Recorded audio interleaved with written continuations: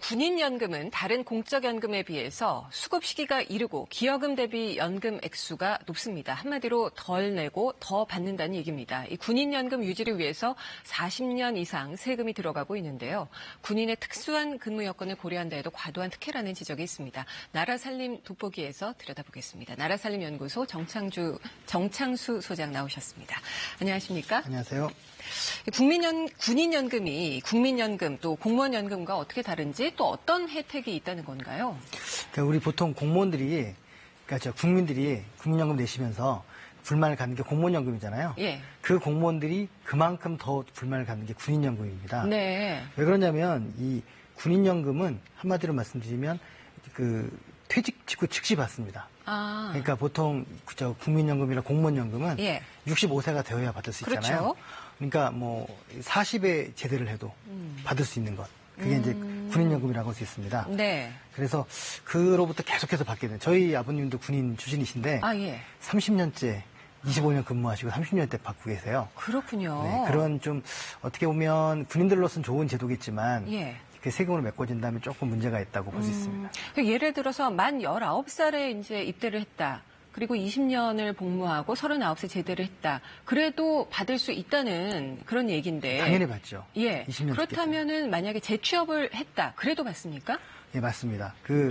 보통 재취업을 해서 보통 우리나라 이제 평균 임금보다 넘지만 않으면 그 돈 그대로 받고요. 네. 넘게 되면 예. 거기서 이제 50만 원마다 10%씩 제하는 식으로 해서 저희 받게 되는데요. 예. 예를 들면 500만 원을 저희 월급을 받았다. 예. 그러면 기존에 받는 돈에서 400만 원에서 100만 원 더 넘치잖아요. 그러니까 평균 임금을 400으로 봤을 때 말씀이시군요. 네, 그렇죠. 예. 그랬을 때 이제 500만 원을 받았다. 그러니까 이제 다른 곳에서 수입으로. 예. 그러면 이제 100만 원이 넘잖아요. 그렇네요. 그것에 대해서는 15만 원만 제하게 됩니다. 아. 그리고 200만 원이 되면 예. 또 한 70만 원 정도 그렇게 제하게 됩니다.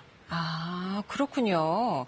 500만 원을 벌어도 군인연금에서 깎이는 거는 그러니까 15만 원에 불과하다. 네, 그렇습니다. 상당히 많은 금액이라는 생각이 듭니다. 근데 연금이라는 게 노후 생활을 대비해서 적립해두는 그런 돈이잖아요. 네. 그렇다면은 거의 은퇴 시기쯤에 받는 걸로 보통 생각을 하는데 군인연금은 왜 이렇게 수령 연령의 제한이 없는 건지 궁금합니다. 이제 군인들은 원래 이제 계급정년이라는 게 있어서 네. 빨리 퇴직하는 데다가 재취업이 어렵다 하는 그런 이제 생각이 있어서 어렵다. 예, 재취업이 딴 데보다 어렵다라는 게 있는데 예. 요즘 이제 그것에서 별로 수긍하실 분들이 많지는 않을 것 같아요. 네. 특히나 군인연금을 많이 받는 분들은 계급이 높으신 분들이거든요. 이제 그분들은 어떻게 보면 이 군수업체라든가 뭐 여러 가지 분야에서 취업도 많이 되고 있기 때문에 어떻게 보면 재취업이 어렵다는 것도 요즘은 조금 성립이 안 되죠. 네. 그리고 재취업이 어렵다면 그걸 굳이 군인연금으로 충당을 해야 되는가? 맞습니다. 실업급여도 있지 않을까요? 예, 맞습니다. 그래서 예. 실업급여를 이제 이 본봉에 대비해서 일반 사람들처럼 주거나 아니면 좀 더 줄 수도 있겠죠. 그렇게 됐을 때 군인연금보다 훨씬 좀 낫고요. 그리고 이제 65세 이후에 공무원연금처럼 받게 된다면 재정적으로도 많이 좀 보탬이 문제가 해결되고 보탬이 될 거라고 생각됩니다. 네. 20년 이상 군에서 복무하고 아까 말씀하신 대로 계급이 만약에 높다면 연금 수령액도 상당히 높을 것 같은데 어느 정도나 되는지요? 대장으로 이제 제대하신 분들은 보통 한 450 이렇게 많이 받으시고요. 뭐 대령 정도 돼도 한 300 정도 이렇게 네. 받습니다. 네. 그러면은 이런 수급자들이 전체 군인 중에 한 몇 %나 될까요? 전체 20년 이상 된 분들만 따로 떼어낼 텐데요. 네. 361만 원 정도가 최고 수준이거든요. 이걸 이상 받으시는 분들이 5,300명 정도 됩니다. 네. 그래서 전체 군인연금 받으시는 분 중에 6%가 전체 군인연금 10% 정도를 가져가는 그런 어떻게 보면 계급이 높을수록 많이 가져가는 그런 구조를 가지고 있습니다. 네. 이것 외에도 군인연금에 또 다른 특혜가 있을까요? 그러니까 미리 받는다는 것에다가 더해서 네. 어떻게 보면 낸 것보다 많이 받는다는 문제가 있는 거죠. 네. 그래서 지금 우리가 이제 월급을 받을 때 연금에 대한 부담금을 내잖아요. 네. 개인들이. 그걸 기여율이라고 하는데요. 네. 지금 공무원연금은 9%인데 군인연금은 7%입니다. 그래서 공무원보다 적게 내고 그리고 받는 건 더 많이 받아가는 이제 그런 구조를 지금 가지고 있습니다. 그러면은 군인연금 기여율하고 네. 공무원연금 기여율하고 비교했을 때 어느 정도인가요? 그러니까 겉으로 볼 때 7과 9는 별 차이가 없어 보이는데요. 실제로 받을 때는 거의 한 40% 이상 차이가 납니다.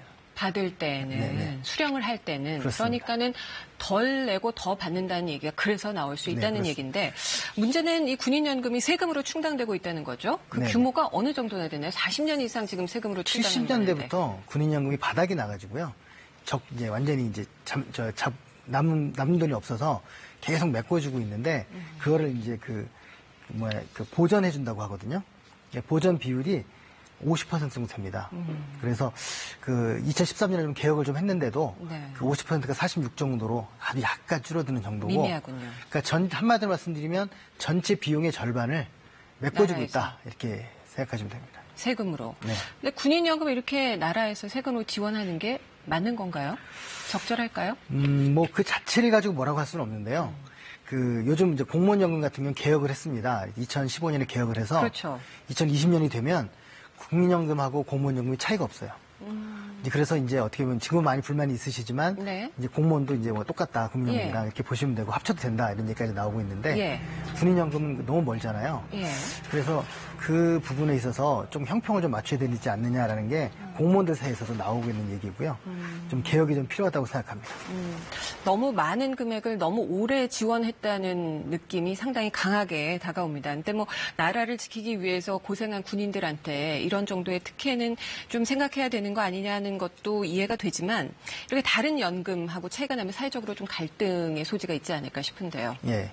그래서 예전에는 그래도 좀 군인들에 대한 어떤 동정적인 뭐 그런 생각들이 있어서 설득이 됐는데요.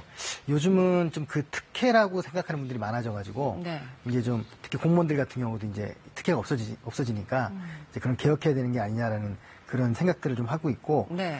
그래서 어떻게 보면 다른 국민들하고 똑같이 아까 말씀드린 실업급여 같이 그런 부분들로 이제 65세까지 그 해결을 해주고 취업을 하시면 또 그건 안 받아도 되는 거니까 그렇죠.